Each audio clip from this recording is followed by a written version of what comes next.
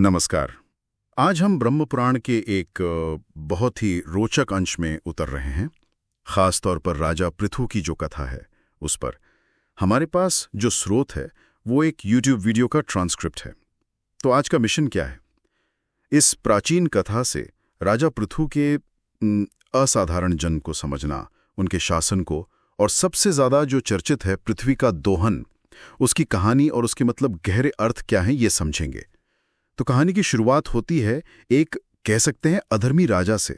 When नाम था उनका जी। उनके अत्याचार इतने बढ़ गए कि ऋषि उनसे बहुत नाराज हो गए और उन्होंने उसे समाप्त कर दिया। लेकिन इसके बाद जो हुआ वो असल में बड़ा ही चौंकाने वाला है। बिल्कुल। वेन के पतन के बाद ऋषियों ने उसके निर्जीव शरीर का मंथन किया। शरीर का मंथन? हाँ, अजीब लगता है सुनने में, पर कथा यही कहती है। बाईं जांग से पहले एक पाप का प्रतीक, एक नाटा और काला सा निषाद उत्पन्न हुआ, लेकिन जब दाहिनी भुजा का मंथन हुआ तो अग्नि जैसे तेजस्वी पृथु प्रकट हुए।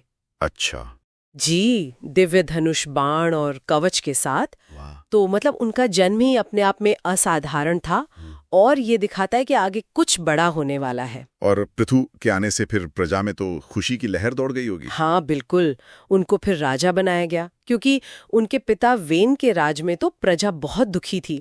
कहते हैं कि पृथु ने सबका मनोरंजन किया, सबका मन प्रसन्न रखा, इसीलिए वो राजा कहलाए। अच्छा, राजा शब्द का ये अर्थ? जी, और उनके शासन की शुरुआत में तो बड़ी चमत्कारी समृद्धि आई। जैसे धरती बिना जोते ही अन्न देने लगी। अरे वाह। हाँ, और गायें जैसे कामधेनु बन गईं, सबकी इच्छा पूरी करने वाली। लेकिन ये स्थिति शायद हमेशा नहीं रही। नहीं, बिल्कुल नहीं। जल्द ही एक संकट आया। प्रजा ने राजा से कहा कि हमें कोई स्थायी आजीविका का साधन चाहिए। तो प्रजा का भला करने के लिए पृथु अपना धनुष बाण लेकर पृथ्वी की ओर बढ़े। पृथ्वी उनके क्रोध से डर गई और उसने गाय का रूप धारण कर लिया और भागने लगी। अच्छा, तो पृथ्वी गाय बन गई। ये तो बड़ा दिलचस्प मोड़ है। जी, ये सिर्फ एक घटना नहीं है, इसमें गहरा प्रतीक है। वो फिर अलग अलग लोकों में भागी, पर हर जगह उसे पृथु सामने दिखे। आखिर में उसने शरण ली और एक तर्क दिया। उसने कहा कि मेरा नाश करोगे तो प्रजा का भी नाश हो जाएगा। उसने फिर एक रास्ता सुझाया, अपनी जान बचाने के लिए भी और समस्या का हल निकालने के लिए भी। क्या रास्ता सुझाया पृथ्वी ने? क्या तर्क दिया उसने अपनी रक्षा के लिए? पृथ्वी ने कहा, राजन, आप गुस्सा शांत करें। मैं तो आपकी बेटी जैसी हूँ, मेरा वध मत कीजिए। अगर आप प्रजा का पोषण चाहते हैं तो एक काम कीजिए, मुझे समतल कीजिए ताकि मेरा जो पोषण है वो सब तक आसानी से पहुंच सके। समतल मतलब पहाड़ों को हटाना? हाँ, एक तरह से वही।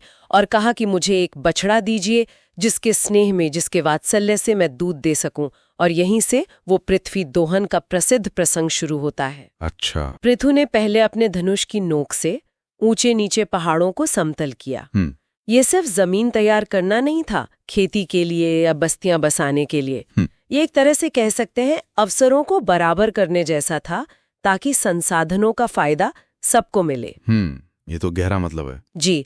फिर उन्होंने मानव जाति के जो पूर्वज माने जाते हैं, स्वयंभू मनु, उनको बछड़ा बनाया। स्वयंभू मनु को? हाँ, और अपने हाथों को ही पात्र बनाकर, अपने हाथों में ही पृथ्वी रूपी गाय से सभी प्रकार के अन्न रूपी दूध का दोहन किया, जिससे प्रजा का पेट भरा। तो ये एक पूरी व्यवस्था बनाने जैसा है। क्या सिर्फ अन्न ही मिला इस दोहन से, या और लोगों ने भी कुछ और प्राप्त किया? हाँ, ये बहुत महत्वपूर्ण सवाल है।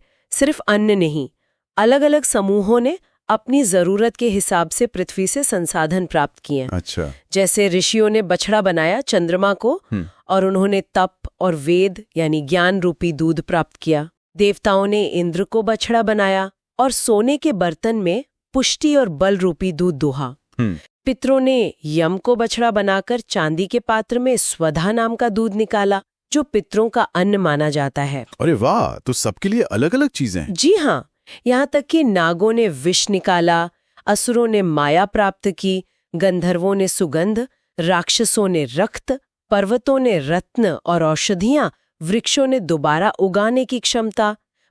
हर समूह ने अपनी प्रकृति और जरूरत के अनुसार संसाधन पाए, लेकिन सही बछड़ा, सही पात्र और सही दोहन करता, यानी सही तरीके का इस्तेमाल करके। तो पृथु ने ये पूरी व्यवस्था बनाई। बिल्कुल, और इसी वजह से पृथ्वी को उनकी बेटी मानकर पृथ्वी नाम मिला।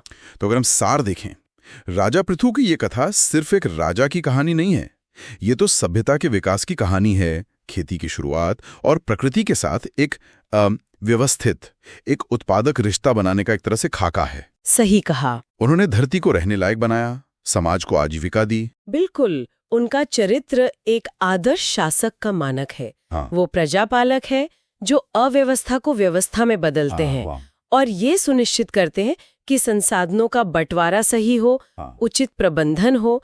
और ये जो अलग अलग समूहों ने पृथ्वी का दोहन किया, ये भी दिखाता है कि अगर सही नजरिया हो, सही तरीका हो, तो प्रकृति के पास सबके लिए कुछ न कुछ है। हाँ। ये समतलीकरण और दोहन दोनों मिलकर एक संतुलित व्यवस्था बनाते हैं। ये कथा वाकई आज के समय में भी सोचने पर मजबूर करती है।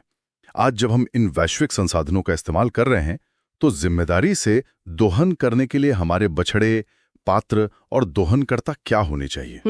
बहुत जरूरी सवाल है। और क्या हम राजा पृथु की तरह संतुलन और सभी के हित को, समस्त जीव जगत के हित को प्राथमिकता दे पा रहे हैं? सोचने वाली बात है।